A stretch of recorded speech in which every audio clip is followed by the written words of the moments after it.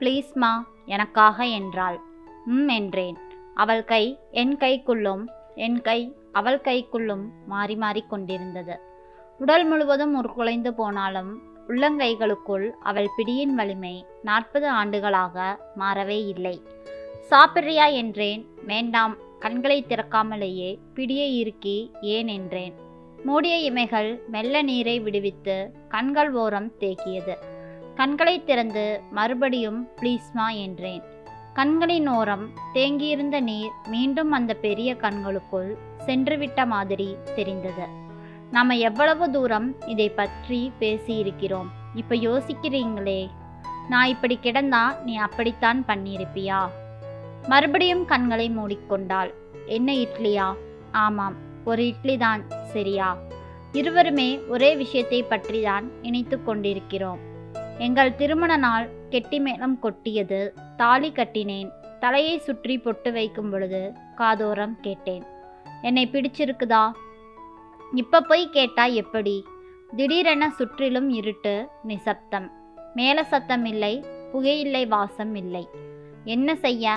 இப்படி சொல்லிட்டாளே, முன்னாடியே கேட்டிருக்கணுமோ? எப்ப பொண்ணு பார்க்க போனப்பவா கேட்டிருக்கணும்? இல்லை நகை வாங்க போனப்பவா? யாரோ கையை பிடித்து மணமேடையை சுற்றி கூட்டி போனார்கள். அவளும் தான் உடன் வந்தாள். கையை பிடித்திருந்தோம். என் கையின் வேர்வை அவள் கை மொத்தமாகவும் குளிர்ச்சியாக இருந்தது.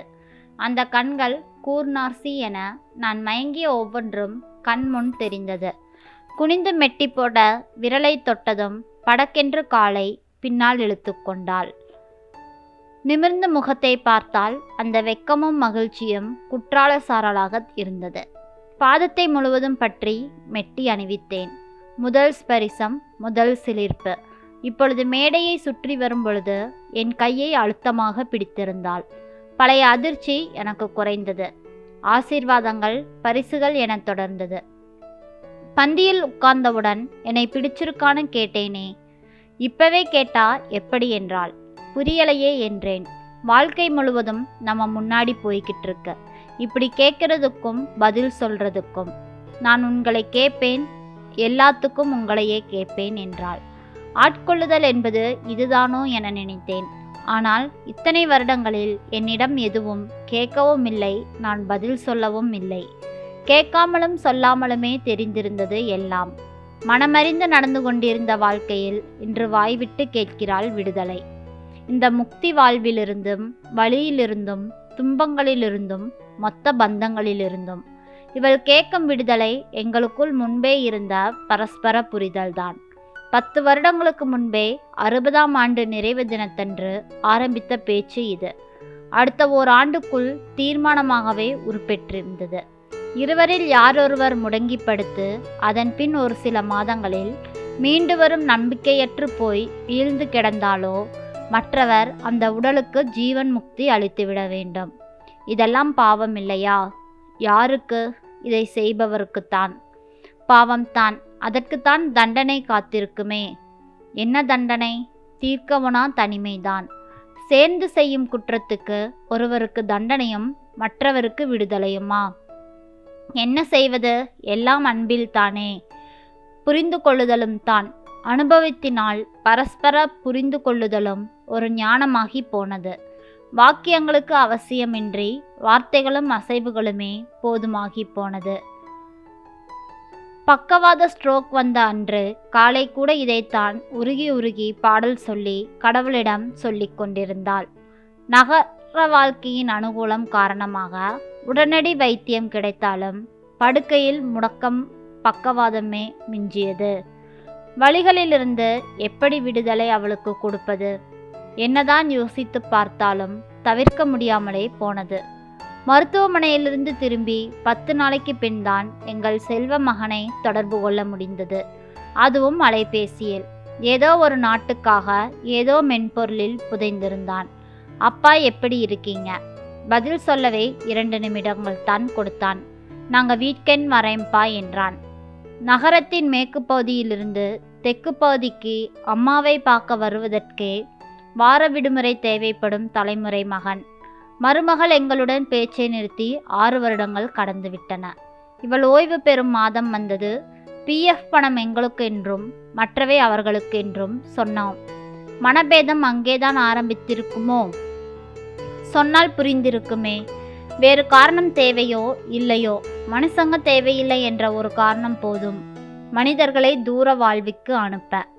போன வருடம் எனக்கு இதய குழாய்களில் அடைப்புகள் என்று தெரிய வந்த பொழுது நாங்கள் மகிழ்ச்சியாகவே உணர்ந்தோம். சட்டென்ற மரணத்திற்கு ஒரு வழிவகையாகத்தான் அதை பார்த்தோம். ஆனால் இவளது பக்கவாதம் பெரும் அதிர்ச்சி. இவளுக்கு போய் ஏன் இப்படி வந்தது? அவளது பிறந்தநாள் அன்று காலையில் ஆலய தரிசனம். அக்கா தங்கையிடமிருந்தோ மகனிடமிருந்தோ பேத்தியிடமிருந்தோ வாழ்த்துக்கள் இல்லை என்ற சிறு ஏமாற்றம். எல்லா ஆண்டும் ஏமாற்றம்தான், இது புதிதல்லை. இருந்தும் எதிர்பார்ப்பாள் என் அம்மா. அம்மாவாச்சே மகனுக்கு கொஞ்சம் ஓட்ஸ் கஞ்சி குடித்துவிட்டு கோவில் பொங்கலையும் சாப்பிட்டு விட்டு கை உழைகிறதுன்னு சொல்லிவிட்டு சோபாவில் படுத்த 10வது நிமிடம் கீழே விழுந்தாள். வாய் கோணலாகி போனது.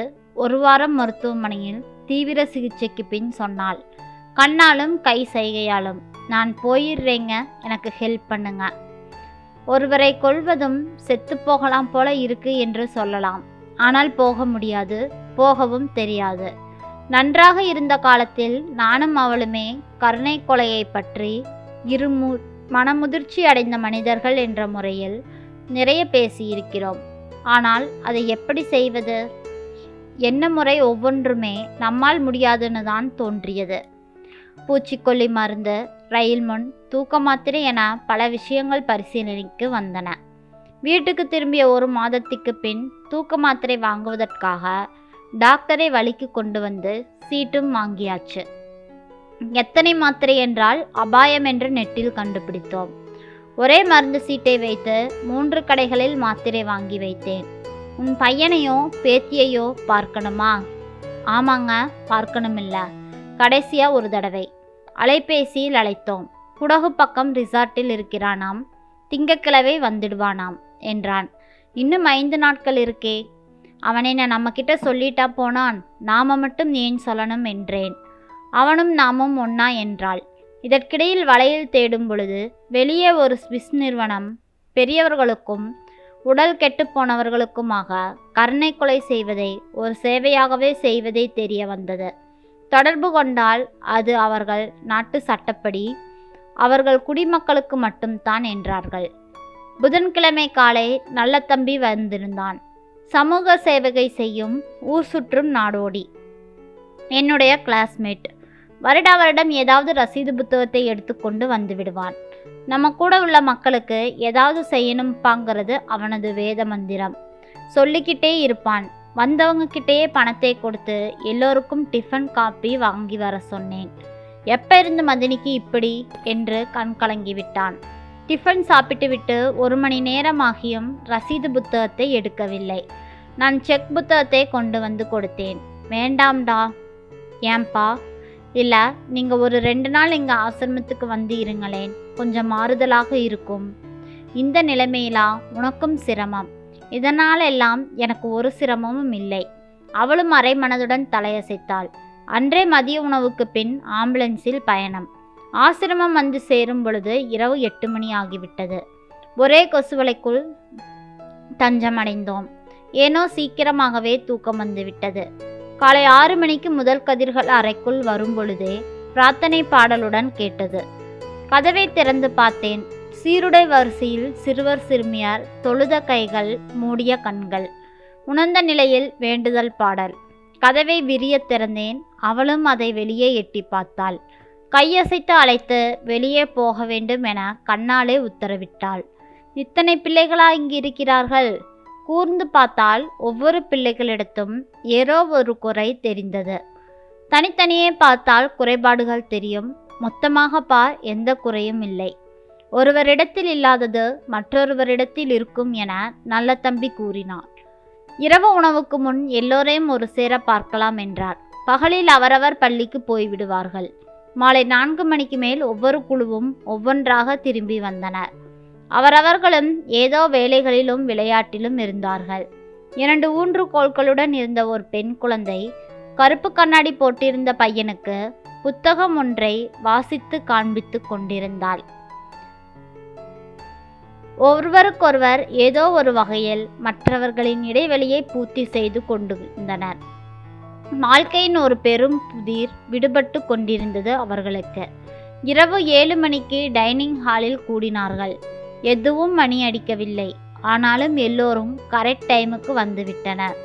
சிறு மரமேடையில் நின்று ஒரு ஆசிரியை கேட்டார், இன்று யார் என்ன செய்ய போகிறீர்கள்? கருப்பு கண்ணாடி அணிந்திருந்த பையன் கை தூக்கி ஸ்கூல்ல சொன்ன கதையை சொல்லட்டுமா டீச்சர் என்றான். பரமார்த்த குருவும் சீடர்களும் கதையொன்றை சொன்னான். எல்லோரும் கையை தட்டி ஆர்ப்பரித்தார்கள். இன்னொன்று சொல் என்று கத்தினார்கள்.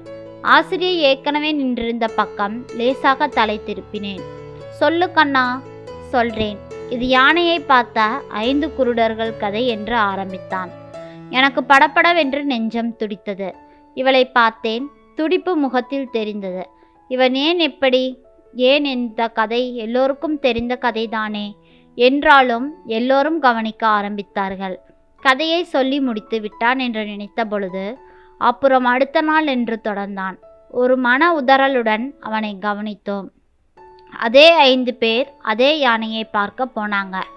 படுத்து கிடந்த யானை இவங்களை பார்த்தவுடனே முட்டி போட்டு எழுந்து நின்று இவர்கள் பக்கம் தும்பிக்கையை நீட்டி ஒரு பிளிறு பிளிறியது.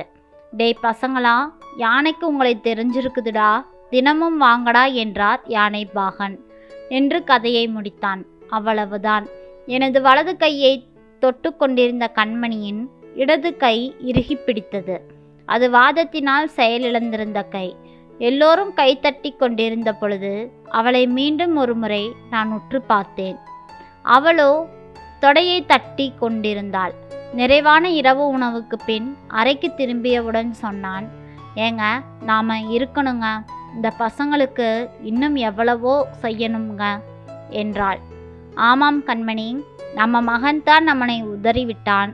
ஆனால் இந்த பிஞ்சு குழந்தைகள் நம்மளை உதறமாட்டார்கள். நாம் இவர்களுக்காகவே இங்கே இருக்க வேண்டும் என்று ஆனந்த கண்ணீரோடு சொன்னார். சிறுவயதிலிருந்தே கஷ்டப்பட்டும் பல இன்னல்களுக்கும் மத்தியில்தான் நம் பெற்றோர்கள் நம்மை வளர்த்து ஆளாக்குகிறார்கள். ஆனால் ஒரு கணவரோ இல்லை மனைவியோ புது உறவாக நம் வாழ்க்கையில் வரும் பொழுது அவர்களுக்கு கொடுக்கும் முக்கியத்துவத்தை நம்மை பெற்றவர்களுக்கும் கொடுத்தோ ஆனால் நம் வாழ்க்கை இன்னும் மிக சிறப்பாக இருக்கும்.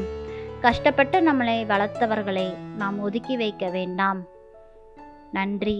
இந்த கதை பிடிச்சிருந்ததுன்னா மறக்காமல் நம்ம சேனலை லைக் பண்ணுங்கள், சப்ஸ்கிரைப் பண்ணி உங்களோட ஆதரவை எனக்கு கொடுங்க. நன்றி. நாளை வேறொரு கதையில் சந்திக்கலாம்.